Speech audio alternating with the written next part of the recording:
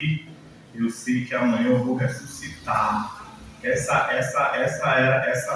seria a ideia principal. Mas o Jefferson Pilar diz que combinou com a moça, sei que amanhã eu vou acordar, porque como ele é um cantor jovem, ele canta para os jovens, mas essa é a maior certeza, irmão. Essa é a certeza, essa era a certeza do povo de Deus no velho Israel, sabe? A maior certeza do povo de Deus era o que aconteça o que acontecesse. Um dia eles iriam se ressuscitar. Jesus, quando veio no Novo Testamento, ele deixou a promessa de ressurreição. E ele morreu e ressuscitou e disse: está vendo vocês que o que a gente fala, eu e o Pai e o Espírito Santo, é verdade? E essa é a nossa maior realidade, a nossa maior esperança hoje. Um dia todos iremos, todos não, né? A maioria irá ressuscitar. Por quê? Porque alguns estarão vivos nesse evento maravilhoso que acontecerá. E quando Jesus voltar, segundo o apóstolo Paulo diz, seremos transformados para poder ir para o céu. Aí os fiéis, os cristãos, aqueles que entregaram sua vida a Jesus, aqueles que saberam a sua identidade verdadeira, ressuscitarão primeiro, depois os vivos que estiverem, os que estiverem vivos na ocasião da volta de Cristo serão transformados e todos irão para o céu. Aleluia, irmãos. Promessa maravilhosa. Sabe quantas pessoas morreram nessa promessa, irmão? Essa promessa foi dada em Gênesis capítulo 3, depois que o homem caiu e disse: virá o filho do homem, vai virar o que vai esmagar a cabeça da serpente. Igual a Messias fez com a serpente lá na cara dele. Vai esmagar a cabeça dela. Ela fez lá no calcanhar, mas ele vai esmagar a cabeça da serpente. E Jesus esmagou a cabeça da serpente. E nos deu a esperança, renovou a nossa esperança de vida eterna. Meu tema hoje é exatamente esse, né? O Espírito Santo e a vida eterna. O verso para memorizar está em Mateus capítulo 25. Quem não tem lição aí? Quem não tem lição? Abra a Bíblia. Vamos ler a Bíblia. Vamos ler a Bíblia em Mateus capítulo 25, verso de 1 a 4. Mateus, livro de Mateus, o evangelista, né? Mateus capítulo 25, versos de 1 a 4. Todos acharam? Todos estão com a Bíblia ali no ponto aí? Já estava marcado, está certo. Antes da gente ler, a gente vai fazer o quê? Vamos lá. Santo, santo, amado Deus, que habita nos céus, graças te damos, ó Pai, porque o Senhor tem sido tão bondoso para conosco, ó Pai. Principalmente nesses últimos dias, Senhor Deus, em que o Teu Santo Espírito vivificou a nossa vida, animou o nosso espírito, assim como foi cantado no hino: vive em mim, santo e bom Consolador. O Senhor consolou as nossas mágoas, o Senhor renovou as nossas esperanças, e esses temas, Senhor Deus, alegrou o nosso coração. Abençoa, Senhor Deus, a nossa igreja, para que possamos ser um povo cheio do Espírito Santo, para que possamos continuar a Tua obra aqui em Mangabeira, ó Pai. Fica conosco, abençoa a Tua palavra que vai ser lida, ó Pai, santa, revelada para nós, que aqui em 2026, em Chão de Mangabeira, temos contato com o que é eterno. Fica conosco, te pedimos em nome de Jesus. Amém. Mateus 25, de 1 a 4, diz assim: então o reino dos céus será semelhante a 10 virgens, que pegando suas lamparinas, saíram a encontrar-se com o noivo. 5 delas eram o quê? Imprudentes. E as outras 5 eram prudentes. Eu gosto de falar a palavra prudente e nécias, porque fica mais... As imprudentes, ao pegar suas lamparinas, não levaram o óleo consigo, mas as prudentes, além das lamparinas, levaram óleos e azeite. Irmãos, essa parábola de Jesus, essa parábola das 10 virgens, ela tem um fundo de simbolismo muito grande, né? Por exemplo, as virgens. Quem são as virgens? Quem são as virgens para vocês? É quem? Quem pode me ajudar aqui? Quem são as virgens? As 10 virgens. Quem são as 10 virgens? Quem são? A igreja. A igreja. 10 virgens são a igreja. Né? Aí por que essa palavra virgem? Porque a igreja possui uma fé pura. Uma fé que não é misturada com o pecado. E por isso a expressão do mestre 10 virgens. Ora, ele começou a falar das 10 virgens. Mas dentre as 10 virgens, 5 eram prudentes e as outras 5 eram nécias. Vou botar nécia para depois botar prudentes e não misturar. Nécias. Por que elas são nécias? Porque elas tinham a lamparina. O que é a lâmpada? O que é a lâmpada? A lâmpada, o que é que diz lá em Salmo 105, verso 102? Lâmpada para os meus pés e a tua palavra é luz para o meu caminho. Então, a lâmpada é o quê? A palavra de Deus. Vamos lá no raciocínio. Só que todas as 10 tinham a lâmpada, ou todas as 10 tinham a palavra de Deus. Não era isso? Ó, irmãos, nem sempre ter a palavra de Deus, eu até esqueci da minha aqui. Nem sempre ter a palavra de Deus quer dizer nada, né? Se a gente não tiver o poder do Espírito Santo, amém, se a gente não tiver a consagração da nossa vida, né? Você vê que quanto tempo faz que a gente tem em várias casas, às vezes está lá o Salmo 23, o Salmo 91 aberto, mas só não está aberto, porque era moda antigamente, e até hoje ainda é. Mas essa palavra tem que ser o quê? Estudada. Pois muito bem, vamos continuar com a parábola. As imprudentes tinham a lamparina, as lâmpadas. Agora, elas também tinham outro componente aí, que era o quê? O óleo. Todas as 10 tinham óleo na lamparina, mas só que 5 delas eram prudentes. O que é uma pessoa prudente? Uma pessoa prudente é uma pessoa preparada, irmã Diana, muito bem. O que é uma pessoa prudente, Nelma? Sim, o que é uma pessoa que é prudente? Também é uma pessoa que não é pega de surpresa. Porque as prudentes elas estavam com um óleo, mas ela tinha também um óleo que? Reserva. E as imprudentes tinham um óleo da lamparina, mas não tinham óleo reserva. E o óleo é símbolo de quê?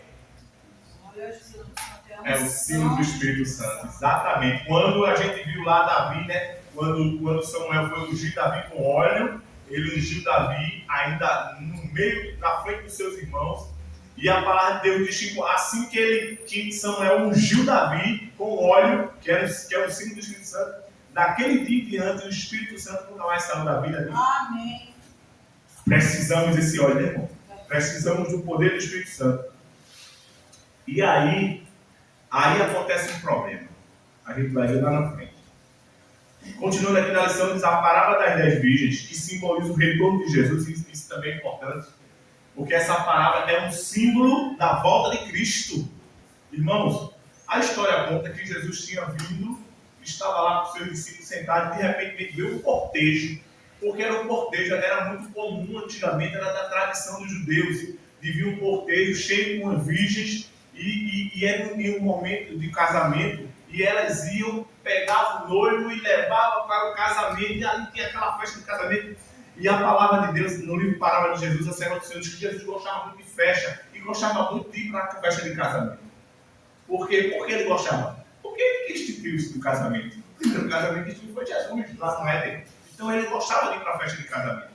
Mas uma dessas ele viu, quando ele viu esse cortejo passando, ele olhou para os discípulos e disse: a volta do Filho do Homem será semelhante a isso. E ele começou a adentrar nessa parábola. O retorno de Jesus à Terra nos mostra a necessidade de estarmos o quê? Preparados, irmãos. Temos que nos preparar para a volta de Cristo. Já pensou? Muitos não vão estar preparados para a volta de Cristo. Ah, vai não, irmão. Olha, Jesus não vai voltar mais não. Vocês estão esperando. Quantos anos as pessoas esperou? Eu me lembro de um sermão que eu escutei de um pastor. Que ele era pastor na Paraíba, e lá ele conheceu os pioneiros, os primeiros adventistas que levaram a mensagem naquele estado. Irmãos, eram homens especiais, eram homens iluminados. Ele disse: eu conheci a primeira geração de adventistas da Paraíba. E ele começou a contar, e a história, ele se maravilhava. Mas um desses, que tinha sido até presidente da associação, já no leitinho de morte, era muito amigo desse pastor, ele chamou o pastor e disse: eu quero receber uma visita. E já assim, faltavam dias ou horas para ele morrer, para ele ir para o sono dos justos. E ele chamou o pastor, e o pastor chegou e disse: diga, pastor. Ele disse: Jesus vai voltar mesmo. Ou tudo que a gente pregou esses anos todos, ou tudo que a gente fez esses anos todos foi irmão. Sabe, irmão? Ele já debilitado pela doença, sabe? A mente já fraca. Ele começou a falar besteira, a pensar besteira, e perguntou para o pastor. O pastor disse: sim, meu pastor. Você levou a mensagem para mim. Amém. Essa mensagem hoje me faz viva. E sim, Jesus vai voltar. Amém. Irmão, não deixe que nada e que ninguém tire essa verdade da sua vida. Jesus vai voltar para nos buscar. E vamos viver em um tempo de só alegria. Isso aqui é tudo passageiro, meu irmão. O que as pessoas almejam, os que as pessoas querem, os que as pessoas têm. Muitos têm posses, muitos têm coisas só para lhe destruir, porque vão começar a pensar que ele é o maior, que ele é o mais forte. Mas Jesus vai voltar? Sim. Aqui na palavra inspirada, ele começa a delinear toda a parábola, né? Aí diz assim: é como o noivo estava demorando, nessa história que conta, quando as virgens chegaram, cadê o noivo? O noivo não estava. E elas tiveram que sentar para esperar, e uma dessas Jesus sentou e começou a esperar também. E ele começou, enquanto elas esperavam, ele começou a contar a parábola para os discípulos. E diz assim: como o noivo estava demorando, todas ficaram sonolentas e adormeceram.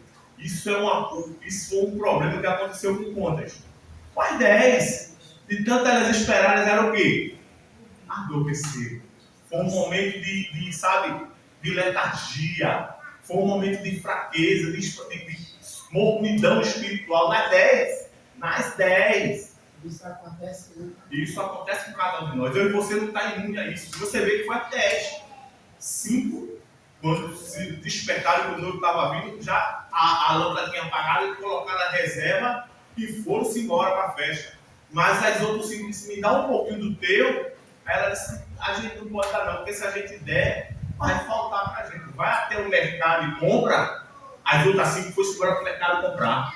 Quando elas voltaram, as outras já tinham entrado, a porta já tinha se fechado e a festa tinha começado lá dentro. E elas não puderam mais entrar. A gente entende, irmãos, que essa simbologia da porta se fechar está falando, obviamente, da porta da graça.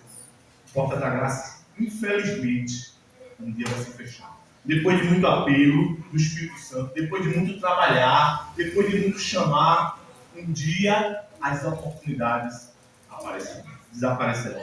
E muitos que estarão hoje com essa farta informação que é a Bíblia, com o Espírito Santo ao nosso favor, infelizmente, não terão mais oportunidade.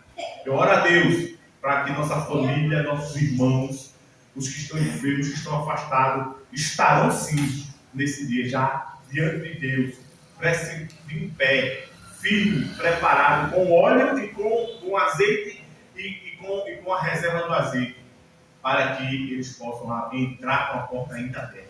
Porque o azeite é o Espírito Santo, irmão. Quem vai nos dar essa oportunidade de estarmos preparados é o Espírito Santo. Amém. E as prudentes disseram a imprudente: dê um pouquinho do teu óleo que vocês trouxeram, porque as nossas lamparinas estão se apagando. Mas as prudentes responderam: não, porque então vai faltar tanto para vocês como para nós.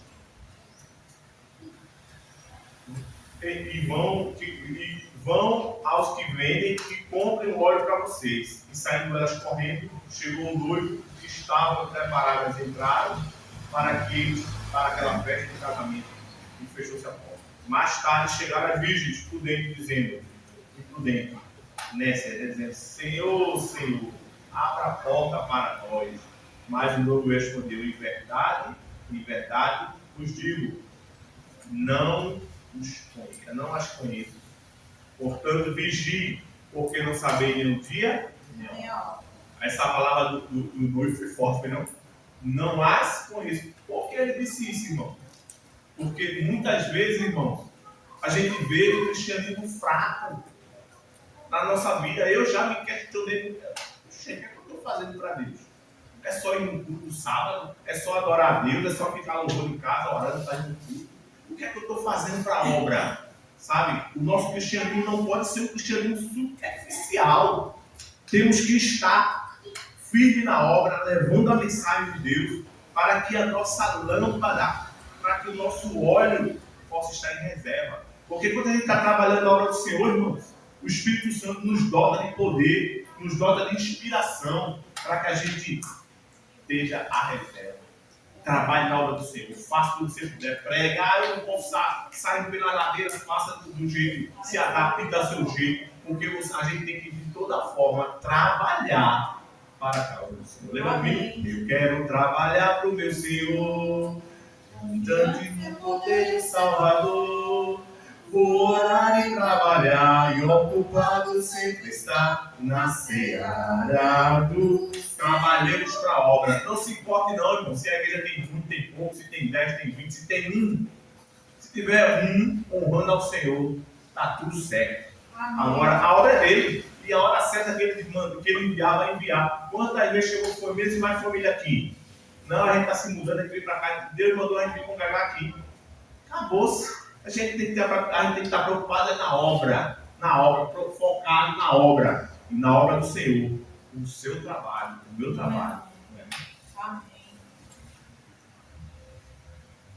Lá em 2 Coríntios 11:2, diz assim: tenho por zelo por vocês, com um zelo que vem de Deus, pois eu preparei vocês para apresentá-los como virgens puras ao só esposo, que é Cristo. O apóstolo Paulo disse isso. Ora, se ele disse que eu tenho preparado vocês, ele preparou o quê? O povo de Deus para o encontro com Cristo como noiva para o seu esposo, que é Cristo. Então, as virgens e a esposa de Cristo é a igreja. Amém? O apóstolo Paulo retificou isso. E aquilo que a irmã Adriana já falou, né? Verso 119, 105, lâmpada para os meus pés é a tua palavra e luz para o meu caminho. Também, lá em 1 Samuel 16:13, também a confirmação aqui de que o Espírito Santo, né, é ungido com óleo, é o símbolo. Samuel pegou o chifre do azeite e ungiu Davi por meio dos seus irmãos. No meio dos seus irmãos. E daquele dia em diante, o Espírito Santo se apossou de Davi. Louvado seja o nome do Senhor. Irmãos, uma coisa é certa. Nós almejamos o céu. Amém. Nós almejamos uma terra melhor, um país melhor. Nós queremos estar perto de Deus. O nosso Salvador nos criou, nos fez, nos remiu, nos salvou. E Ele quer agora estar a viver eternamente ao nosso lado. Isso é maravilhoso. Testemunhos inspirados. A irmã White falou no livro Parábola de Jesus, dizendo assim: os convites à ceia do Evangelho são que professam servir a Deus, cujos nomes estão escritos no livro da vida. Nem todos, porém, que professam ser cristãos são discípulos verdadeiros. Antes que seja dada a recompensa final, precisa ser decidido quem está apto para participar da herança do justo. Essa decisão deve ser feita antes da segunda vinda de Cristo, nas nuvens do céu, porque quando Ele vier, a recompensa estará com Ele, para dar a cada um segundo as suas obras. Está vendo que o que a gente faz pela obra é importante, irmãos? Porque a recompensa estará com Ele. Ah, irmão, mas eu trabalho tanto com o Senhor, tanto na igreja, e às vezes eu me sinto injustiçado. É porque o mundo que a gente vive é assim, irmão. Não é um mundo muito justo. E até às vezes dentro da igreja a gente não vê muita justiça.